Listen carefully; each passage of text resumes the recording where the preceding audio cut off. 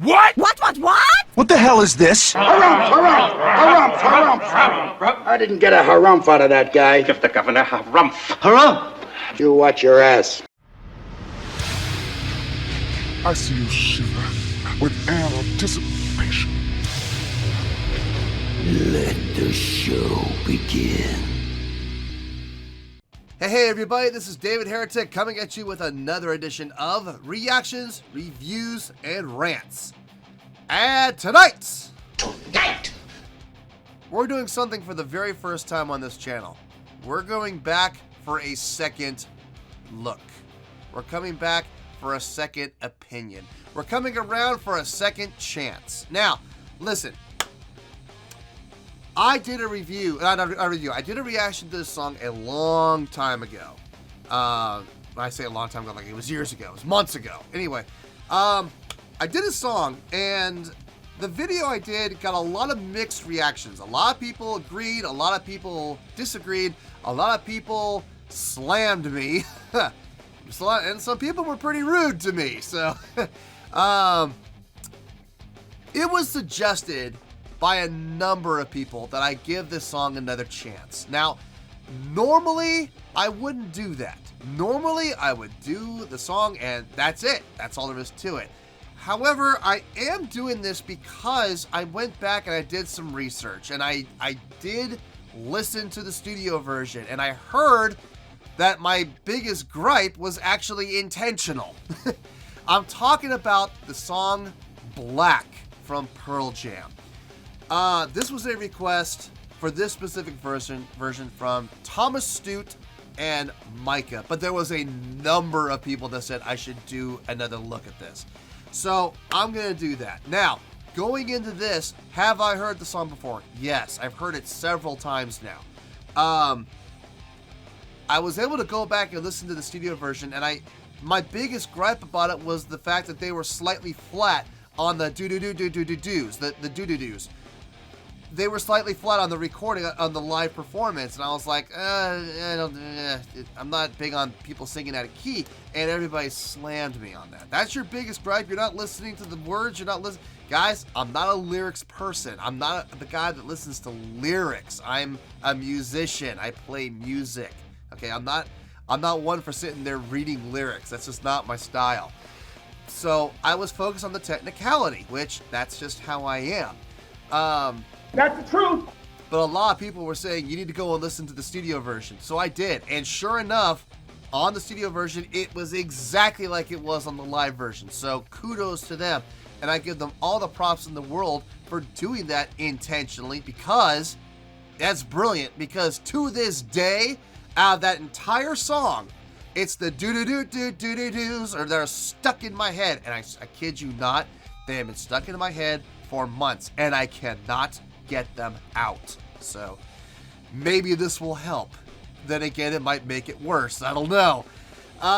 Anyway, we're going to be checking out a live version of this from Prague. This is what was specifically requested. This was originally posted by Radovan Skrabala, and the video has 13.389 million views. It'll get you there. So we're going to dive into this for a round two, all right? Nothing else to say other than that. Link to the original video will be down in the description below for your viewing pleasure at your leisure. Let's get started. What do you say? Are you ready? Are you ready?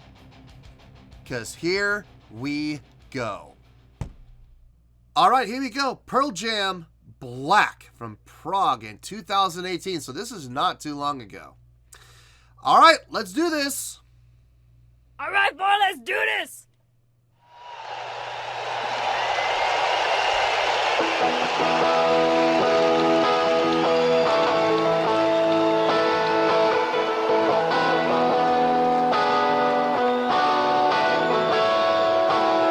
So yeah.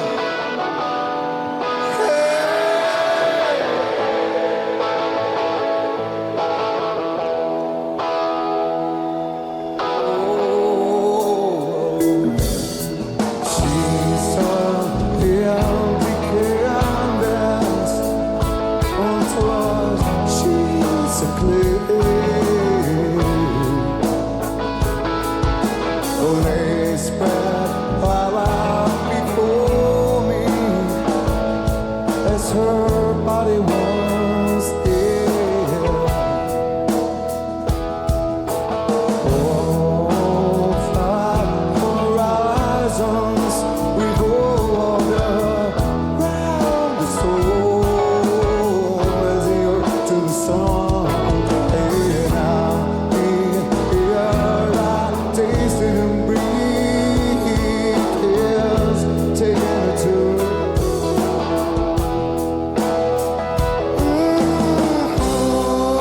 And all I thought I was everything. That's all. Oh, I know she gave me all that she wore. And now my bitter hands shaking beneath the clouds. What was everything? All of it she said, all been washed in black. Nice.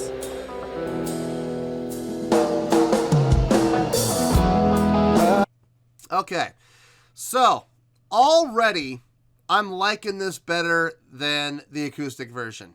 I'm going to be honest with you. Listen, I know a lot of people are like, the MTV Unplugged Pearl Jam show was a masterpiece, and I get it, okay? That's a lot of people that enjoy that concert. I get it.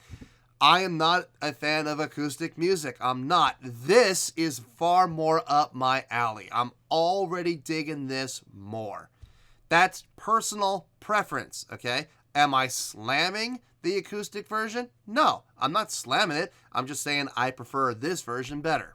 That's all I'm saying. Vocals are coming through clear. Everything's coming through clear. I'm really impressed with this recording, actually. Wherever they got the audio, I suspect they might have gotten the audio from, they might have put a mic like right in front of the mixing board for the FOH guy, or maybe they plugged directly into the board. I'm not sure, but the sound is coming through very clear. I'm hearing all the parts. All the parts. Even Boom's parts coming through really well, which I'm really happy about. Let's keep going. Back it up 10 seconds, I know. All been washed in black.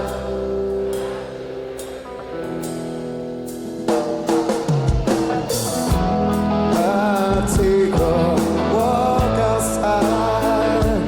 I'm surrounded by high songs that play. Oh, I can feel their laughter. So I see her.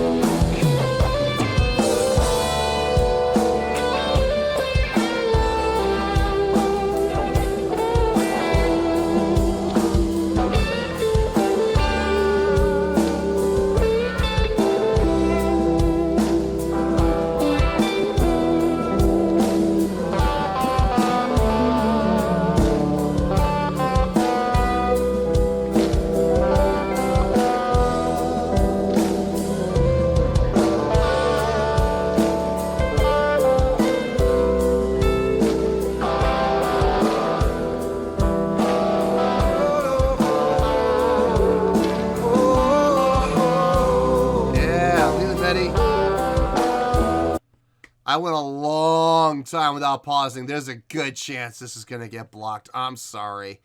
I didn't want to pause in the middle of the guitar solo. That was a long guitar solo. Anyway, okay, so I've already said it. I'm gonna say it again. I wish I had seen this version first. This would have changed my entire perspective on the song. A lot more energy here. A lot more energy. I love how Eddie Vedder is literally leading the crowd. Like, literally, like, the entire song, he has led the crowd. He has paused and given them a chance to sing the lines, and he's cued them in.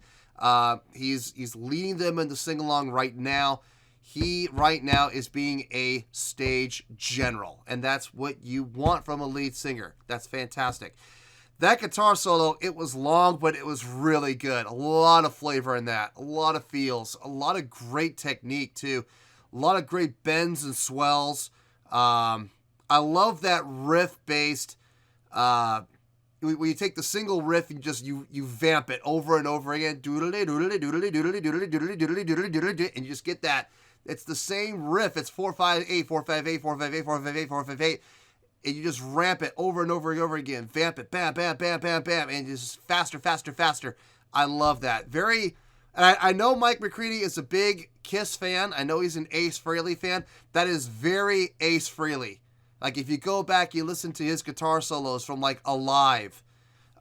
In particular, the guitar solo he has in She on Live 1.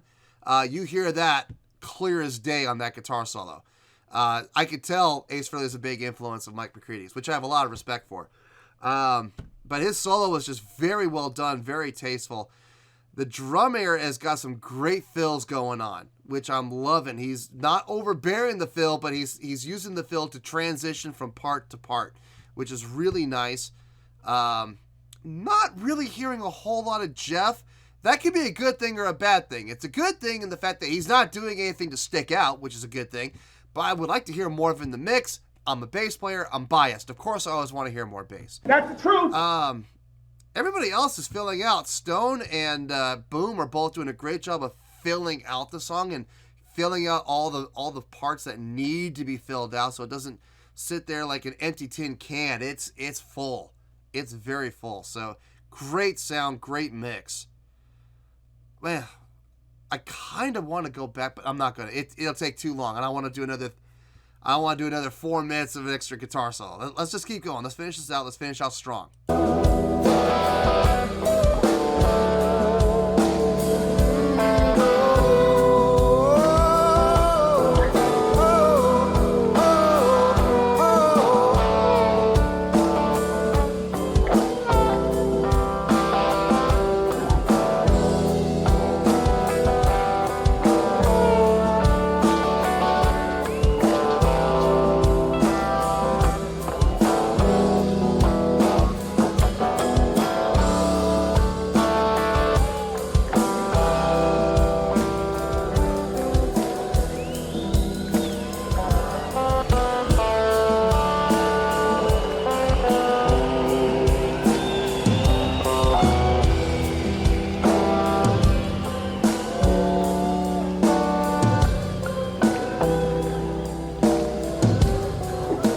Wow, look at the size of that crowd.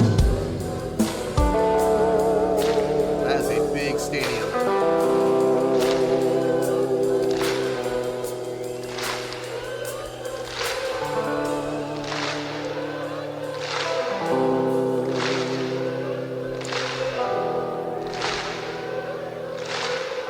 The crowd's rushing. Stay with Eddie.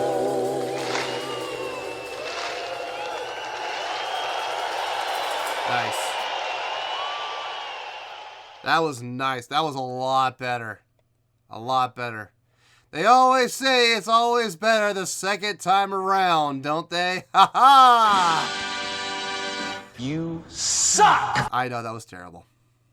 Well, there you go, folks. That was Pearl Jam with Black, live in Prague. Back in 2018, this was a request from Thomas Stute and Micah. So, this is a second time around. All right, so whenever I wasn't sure if I was ever gonna do this. I never thought I would actually ever give a song a second chance, but I'm glad I did in this case. On a scale of 1 to 10, after reevaluating, my previous score for Black, I believe, was a 7.8. I believe that was my previous score. I'm officially going on record now. After hearing this, I am changing that score. I am giving Black a score of 8.5. Yep, 8.5. I feel good with that score. Let me tell you why. Why? First of all, this was an electric performance versus an acoustic performance. Night and day. Night and day. I loved this performance. I thought this was a great performance. I really wish this had been my first exposure. Everything about it was clean. Super clean. I loved... I'm gonna start... I don't usually start with Eddie. I'm gonna start with Eddie. His vocals were really good. Very well executed. Very clean. More importantly than his vocal ability, though, was his ability to lead the crowd and interact with the crowd. He was on stage having fun, leading the crowd, listening to the crowd sing, and he would pause and he would pull out and he wouldn't tell them. Here's the thing. Here's the sign of a good stage general. You don't have, when you're a good stage general, you don't have to tell the crowd, sing. You don't have to do that. All you have to do is look at the crowd and give them a look, and they'll know. They'll know, and they knew, because that's exactly what he did. He never once said, "Let me hear ya," or, you know, "I want to hear you sing," or "Your turn," or anything like that. He stopped singing, he put the mic down, he looked out in the crowd, and the crowd responded. Great job on that, on his part there. That's how you be a stage general. The guitar playing. Let's start with the fillers first. Let's start with Stone, and let's start with Boom. Great job of filling out the sound of the song. Great job of making sure the song never died, making sure that the song stayed full. So great job on both their parts, playing very tastefully, never bringing attention to themselves, but filling out the song nonetheless and making their presence known. Drumming was super solid on this. I mean, great use of fills and great use of cymbal color when needed, like especially at the end, going to the cymbal color for the retard and for the fade. But great feels on the drumming there. Bass playing, like I said, I didn't really hear a whole lot of him. Now, is that Jeff's fault? I don't think so. I think that's because in a live setting, especially in coliseums like that, the bass gets sucked out of the sound. It really does. Unless they are intentionally, the FOH guy is intentionally bassing the boost, it's very easy to lose the bass in a live mix like that. So, do I blame Jeff? No, not at all. I'm sure he was doing everything he possibly could. There were a few spots I heard him, like when he was doing like melody line, or not melody line, when he was doing counter melody line or harmonically line. That was... it was noticed. I would have liked to have heard it more in the mix. But again, not Jeff's fault. That's the mix. And more importantly, that's not even really the mix. That's the venue's fault. That's the Coliseum. A big, long Coliseum like that, a great big oval Coliseum, bass is going to get lost. It's going to get lost in the length. So that's just, unfortunately, that's part of the venue. Mike McCready with that extended solo. But here's the thing. The solo went almost 4 minutes long, but it didn't feel like it. It really didn't, because the solo was constantly evolving, and he wasn't getting lost within his own solo. Something that soloists can do. I see it happen in the jazz field a lot, where a soloist, whether it be a sax player, or a guitar player, or a piano player, or whatever, they'll be soloing for a long time. And for lack of a better word, they run out of things to do. They run out of ideas to play, and that's what I call getting lost in the solo. So they get lost, like they're reading a roadmap and they're like, wait a minute, where am I? And next thing you know, they got that deer caught in the headlights look on their face like, I don't know what to do next. and the band leader has to quickly step in and get a new soloist going, or move out of the solo and onto the meat and potatoes of the song, back into it. So, but I never felt that here with this solo. I felt this solo had plenty to do. I love the vamping. I know a lot of people like he's playing the same notes over and over again. Yeah, it's called vamping. It's intentional because he speeds it up. It doesn't stay the same speed. It slowly gets faster and faster and faster and faster and faster and faster and faster. And it's just very Ace Frehley-ish. I know I said that earlier. If you don't believe me, go check it out. It's on a Live 1. The album is a Live 1. I'm sure you can find it on YouTube. Look up the song She, and you'll find that extended guitar solo that Ace Frehley does in there. You'll see him do the exact same thing. A lot of Ace Frehley's soloing was vamping, and it's good. It's good stuff. Yeah, I really wish I had heard this first. They didn't do the vocalizations on the do-do-do-do-do's. They didn't. The crowd did, though. I could hear the crowd singing it clear as day. What the guitar players did do, though, is they were playing the riff on their strings to kind of guide and, lead the vocalizations from the crowd. Very tastefully done, very intelligently done, too. It does two things. One, it gives the crowd a starting point to sing it. Two, it keeps the crowd with the melody so the crowd doesn't start to rush. Because as we saw at the end, when they're always on stage leading the crowd, what happens? The crowd rushes. Why? Because of sound delay. You're hearing the people way in the back. They're clapping and you're clapping, but the sound is not going to sound the same. So you try to match them and they try to match you, and everybody just gets lost in translation. Again, is that the crowd's fault? No, that's just the way the venue is, and there is no escaping physics, folks. Physics exists. Sound decay exists. Sound delay exists. Sound has to travel, and there's going to be a delay. There's really no way to anticipate it. There's really no way to fix it. That's just how it is. So, but overall, song, performance, everything, much, much better this time around. I think it also helped that I went back and I listened to the studio version. It gave me a more clear understanding of what was going on. So yeah, officially retracting my score from the previous 7.8 to a 8.5. Final score, I have spoken. Well, that's going to do it for this edition of Reactions, Reviews, and Rants. Hope you all enjoyed the show. Hopefully I was able to entertain you. If I was able to put a smile on your face and brighten your day, then I did my job, and I'm so glad I could do it. If you did enjoy the show and you want to see more videos like this, feel free to join the fan base by clicking on that button down there. Yeah, you know the button I'm talking about. Click on that button, join the fan base, and become one of us. Now, for whatever reason, if you don't feel like clicking on that button, that's okay. I still respect you. Also, if you did enjoy the video, please feel free to give the video a thumbs up. It will do me a world of good, and it will do you absolutely no harm whatsoever. Finally, if you did join the fan base, you will find a bell down there that you can click on. By clicking on that bell, it'll keep you up to date on everything happening with this channel, including when new content gets dropped. So, if you want to stay in the know, click on the bell and you'll stay in the know. Well, that's going to do it for tonight, folks. Until next time, this is David Heretic signing off, reminding you to stay fabulous and support each other. Later. Peace.